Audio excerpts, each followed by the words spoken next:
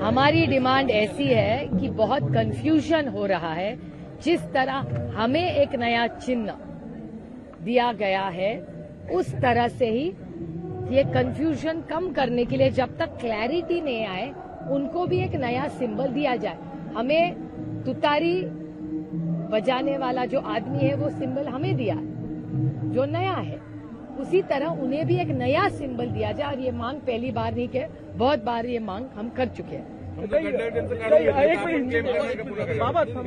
बघूया ना, केस तर उद्या ना, घाई कशाला करता? सुप्रीम कोर्ट के पास अब इससे पहले भी गई थी, इलेक्शन कमीशन जो इस पे फाइनल डिसीजन दे रहा है, that is contradictory what you are demanding right now. No, clearly because injustice was done to us in the thing. We are fighting in Supreme Court because injustice was done to us and not to me, to Sharad Pawar, who's the founder and the president. Please read the constitution of the NCP. Party decides.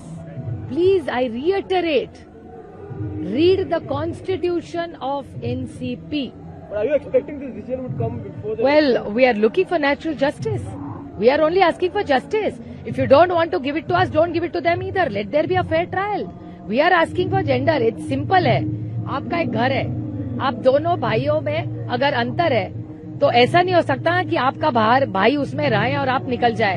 दोनों भाड़े के घर में रहिए, घर ऐसे lock करके रखिए, जब जिसको न्याय मिलेगा तब उसको घर दिया जाए। It's very simple, it's not as complicated as you think. राज्यामध्ये अर्बन इंफ्रास्ट्रक्चर का एक बार फिर सवाल है। कल का जो घटना हुई आपने देखा होगा, पूरा का पूरा ट्रक जो है वो समा गया जमीन में। Shame on this government, this is shameful and there has to be a detail inquiry. पूरी इंक्वायरी होनी चाहिए। इतना बड़ा ट्रक पूरे धरती में समा गया, ऐसे कैसे हो सकता है?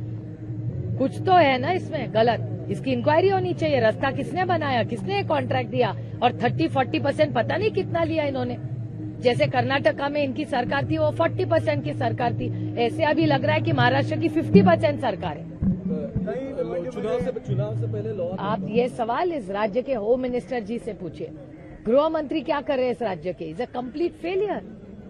एम्प्लॉइज वेलफेयर के लिए आपने हमेशा सवाल उठाया है, राइट टू डिस्कनेक्ट वाला भी आपका बिल था ही। ईवाई की जो घटना हुई है पुणे से जुड़ी हुई है, क्या कह रहे हैं आप उस पर? ये बहुत दुख की घटना है। हुई कैसे ये, इस पे पूरी चिंता होनी चाहिए और इसकी इंक्वायरी भी होनी चाहिए। इसीलिए मैंने ट्वीट भी किया है और मैंने सरकार से भी बात की है। और हमारी सबकी कोशिश है कि हर नागरिक का मान सम्मान होना ही चाहिए और किसी पे भी अन्याय हो तो उसके खिलाफ हम सब ने समाज मिलकर लड़ना चाहिए।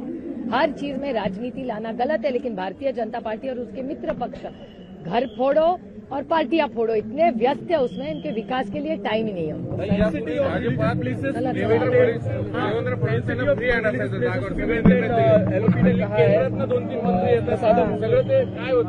I am actually emotionally divided in that, because emotionally I'm very happy because Atishi is a good friend and a very capable woman, but at the same time Arvind Kejriwal ji, I with a heavy heart because people really wanted, people like my generation looks up to Arvind Kejriwal ji because he's one of the finest leaders India has ever produced. दृश्य शक्तीने चुकीच्या पद्धतीने आदरणीय पवार साहेबांकडून काढून घेतलं आणि तुतारी वाजवणारा माणूस हे नवीन चिन्ह आम्हाला देण्यात आलं, तुतारी वाजवणारा माणूस। न्याय होऊ नये। आता तुम्ही तुतारी आणि पिपाणी बघितलं, आमचं चिन्ह आहे तुतारी वाजवणारा माणूस। त्यानंतर पिपाणी साताऱ्याला दिली, किती मतं घेतली, कारण का त्या फॉर्म मध्ये बाहेर तुतारी लिहिलं होतं, तिथे ते चिन्ह होतं, जे चुकीचं आहे ना। आमच्यावर अन्याय आहे का? सशक्त लोकशाहीमध्ये पारदर्शकपणे संविधानाप्रमाणे हा देश चालला पाहिजे, पण आमच्यावर सातत्याने अदृश्य शक्ती अन्याय करते।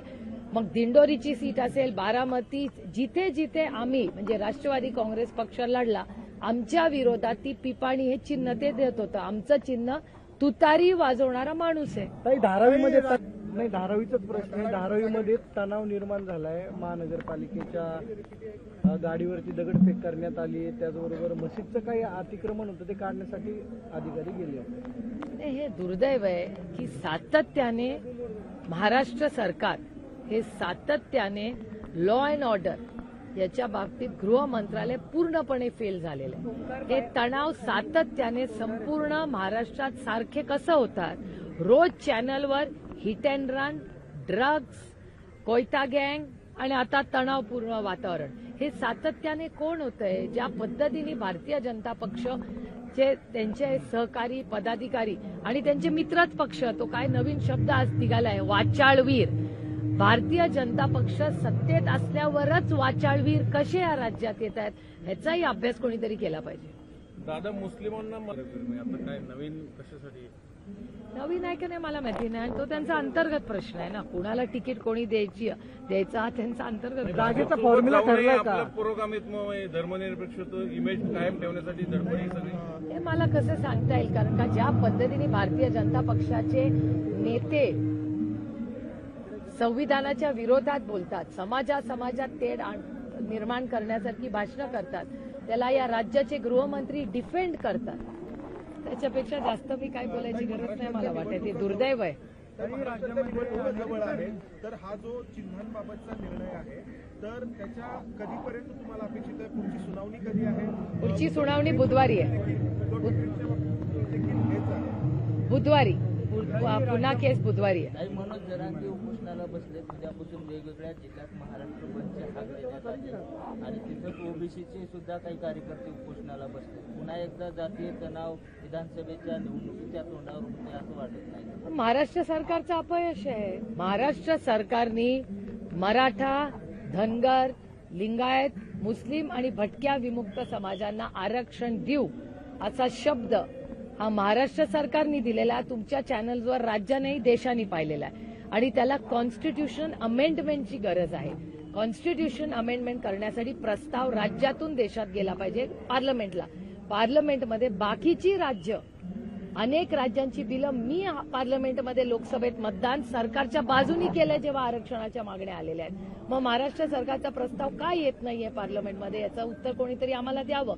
आणि मराठा, धनगर, लिंगायत, मुस्लिम आणि भटक्या विमुक्त समाजाला आरक्षण देण्याचा प्रस्ताव जर एनडीए सरकार, म्हणजे मोदी सरकार होतं तेव्हाही आम्ही हेच बोलत होतो, एनडीएचं सरकार आलंय, आमची हीच लाईन आहे, प्रस्ताव आला तर पूर्ण ताकदीने सरकारच्या बरोबर आम्ही मतदान आरक्षणाच्या बाजूनी करू. पुण्याच्या महापालिका आयुक्तांना लिहिलं. पार्श्वभूमी अशी आहे की 26 तारखेला देशाचे पंतप्रधान पुण्यात आहेत आणि त्यानिमित्ताने तरी हे खड्डे बुजवण्यात यावे अशी मागणी पोलीस महापालिकेला करतायत आणि हे खड्डे आणि त्यामुळे होणारी वाहतूक कोंडी संपूर्ण शहरामध्ये पाहायला मिळते. मला काही आश्चर्य वाटत नाही, कारण का ज्या पद्धतीने, म्हणजे हा खरं तर रोहितनी शब्द आणलाय महाराष्ट्रात आणि आता तो व्यवस्थित चिकटतोय सगळीकडे. मी बोलत पण नाही तो शब्द, पण तुमच्या सगळ्यांची परवानगी, दिलगिरी घेऊन, माफी मागून मी हा शब्द वापरते की मलिदा गँग.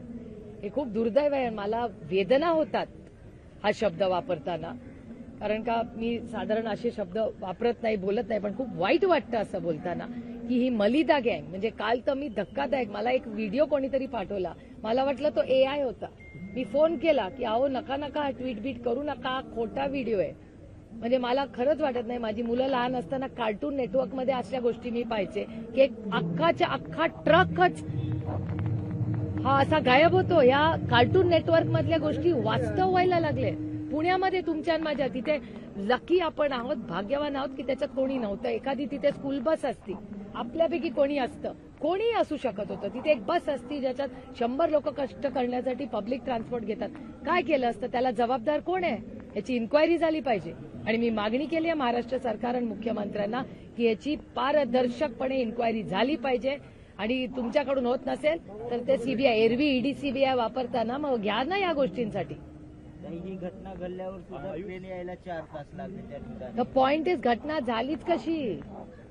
एवढा मोठा ट्रक टाचणी नाहीये, ती ट्रक आहे एवढा मोठा. ताई, आता मुरलीधर मोहोळ म्हणलं रस्ता म्हणजे काय म्हणतात त्याला, रस्ता असा एकदम खचला आणि त्याच्यात पुरा ट्रक गिळणं, हे पण विरोधकांचा टॅलेंट आहे. वा, म्हणजे आमच्या टॅलेंटची रस्ता नव्हता. मला आश्चर्य वाटतंय की केंद्राच्या मंत्र्यांनी असं स्टेटमेंट केलंय. जागा वाटपा संदर्भात सुनील देव नावाचे ग्रस्त म्हणतायत राज्यात जर महाविकास आघाडीचं सरकार आलं तर तिकडले लाडू सारखं पुन्हा महाराष्ट्रात पंढरपूर, शिर्डीला वगैरे.